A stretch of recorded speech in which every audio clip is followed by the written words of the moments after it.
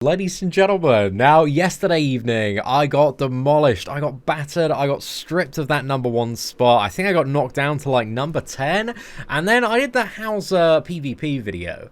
And after that video, with the combination of HOWZER and LILIA, I was like, oh, I can really see why people are using HOWZER now, just due to the fact that if you hit for over 60,000 on every single opponent, then that's 30 points per opponent. So you use one of the Pierce cards on HOWZER, and that's 90 additional points there. Just to add a little bit of context as well, it took me about 2 hours to get this run, and at certain points you are going to see, especially in the second phase, man, our gear really does save the day, especially in terms of some of the health stuff. So, you know, for this massive, stupid score, definitely my whale gear is giving me the ability to do this. So, you know, just full transparency there. I think this is possible to do without massive whale gear running this team. However, instead of Pierce food that I'm running at the moment, you probably want to run lifesteal food instead. But also, I'm going to try a setup similar to this one on my free-to-play account and see if we can make it work. But here we've got an absolutely fantastic draw with LILIA, so we go straight into a merger and then straight into a drain as well, which is going to give us ult next turn. So I'm kind of lining up a play where next turn we're going to ult and then push for the next phase with HOWZER's Pierce card. So you're going to see me like hesitate a little bit when it comes to the next turn, because GOWTHER, he isn't like down that much, so I knew the play that's coming up was going to be a very, very tight play. In the next turn, I was kind of debating between like two different plays here. I was thinking of going for LILIA's ult and then using like Merlin's additional rank down and then going for like Merlin's single target. However, that wouldn't set up the next turn very well for being able to get some really good points there. So here, I'm kind of like looking at the health and seeing what I can potentially get away with. And I think the right play here is to go LILIA's ult, single target Merlin, and then HOWZER's Pierce card. I know this is going to be a little bit tight on the damage, but I'm fairly confident that we can, you know, make the use of every single skill. Like every skill is going to hit somebody, get a certain effect off, get the points, and we're also going to get GOWTHER down here. So we just decide to send it, man. We go for the HOWZER Pierce card here. Again, I think I hesitate for a moment before doing it just because it was such a strong start. But you can see, dude, if I had like 4 out of 6 on the LILIA ult, this would not have happened there. We were very, very lucky that I only pulled 3 copies yesterday. So I've kind of found, at least from running this fight, man, I don't want to go back in on the LILIA banner. It seems like if that ult hits any harder, it's really going to like mess up some of the plays and some of the stuff that I've been getting away with on this fight. So yeah, we were fortunate that we had her 3 out of 6 for that one. But it's allowed us to move perfectly into the final phase. Now, for this turn, I'm kind of looking at my hand. We're going to go for the Merlin rank down, and then I think both of the HOWZER cards there. I was debating like moving one of HOWZER's cards, but, you know, to rush ultimate, but the Merlin rank down, because he has a gold and also a silver, is just way, way too valuable there. But the current hand is looking absolutely amazing. It's full of LILIA cards, and in this phase, you know, your ideal scenario is you just draw as many LILIA drains as you possibly can, because if you can get off like 1, maybe 2 golds, then you're going to get a massive excess of points.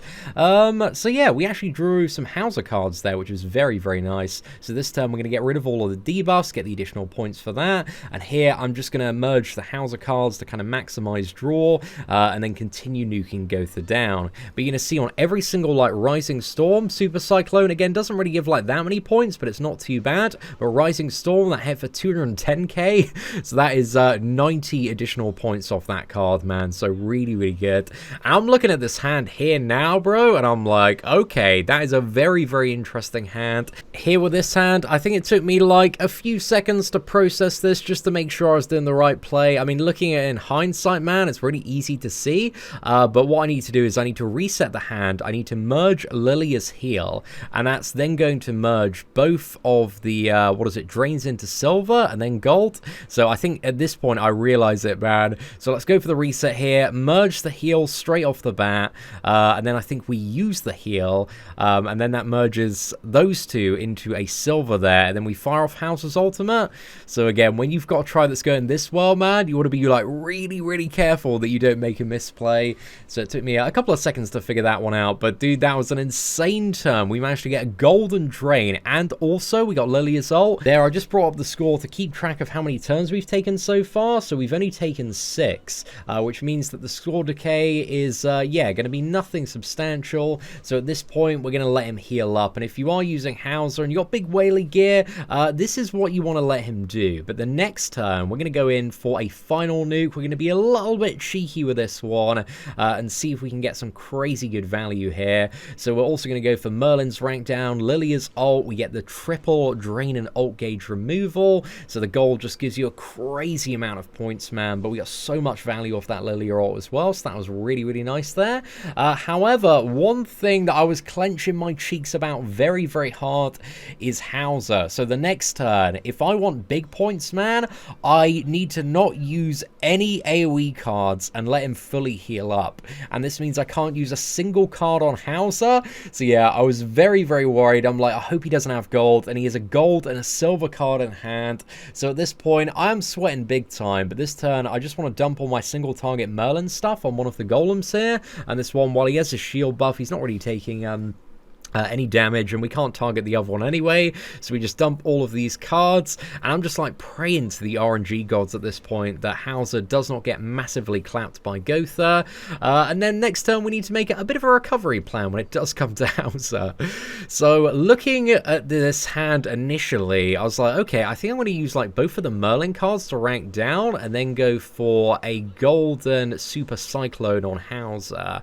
But then thinking about this hand a little bit more, I thought it was wasteful to use both of the D ranks, and if we manually merge HOWZER, we can also rush his ult, which I really need something big on HOWZER quite immediately in order to get him topped back up, because we are using Arthur on the sub slot, so we've got a decent amount of lifesteal from him. But here we go for a silver rank down on Merlin, and also the gold super cyclone on HOWZER as well.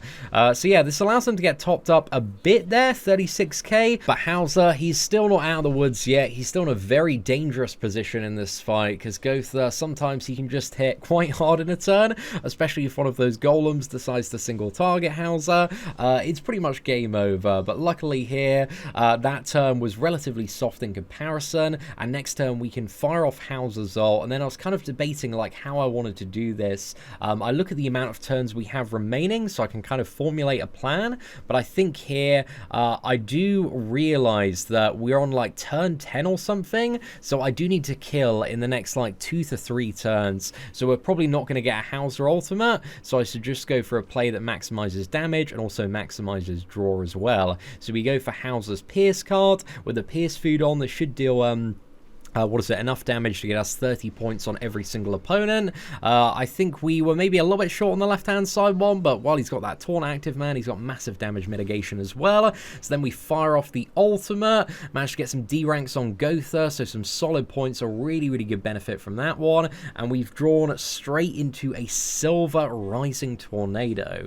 So I'm liking the look of the hand next turn. I had to go a little bit back and forth on my decision making on this one, because I want to use 3 cards this turn that essentially line up the kill for next turn. However, I don't want him to lose so much health that I can't use 3 cards next turn as well, because again, we want to maximize the points on the final turn. So here, initially I was thinking of going double Pierce, but then I'm like, that's going to be a bit too much damage. Looking at his health there, the Pierce card is hitting so ridiculously hard with Pierce food and LILIA. So here I decide to go for a bronze, I think, in the end, just to make sure he doesn't die initially, because, you know, we're going to have plenty of damage next turn. And then we also go for HOWZER's Mega Cleave as well. And next turn, I'm just hoping that we can draw, like, an additional drain on LILIA. Like, that's the big thing that I'm after, ideally to, you know, maximize the points and finesse. So I'm looking for pretty much, like, a straight draw into silver. Just so next turn, we can use Merlin's rank down, and then go for the ulti drain, and then HOWZER's Pierce card. And, dude, we clutch an insane draw there. Go straight into silver for a massive amount of additional points. So yeah, next turn lines out perfectly. We can use a rank down on Merlin, go for LILIA's AoE, pray that those first 2 cards don't kill, and then HOWZER's Pierce is going to shred everybody and give us massive points for the final hit as well. So we get the rank down there, get a nice little chunk of points, then we go for LILIA's drain. You can see very clutch in terms of the golem's power as well, but we just line up that takedown absolutely perfectly. I'm buzzing after that. I'm very excited, very nervous to see the score, and then then it pops up, man.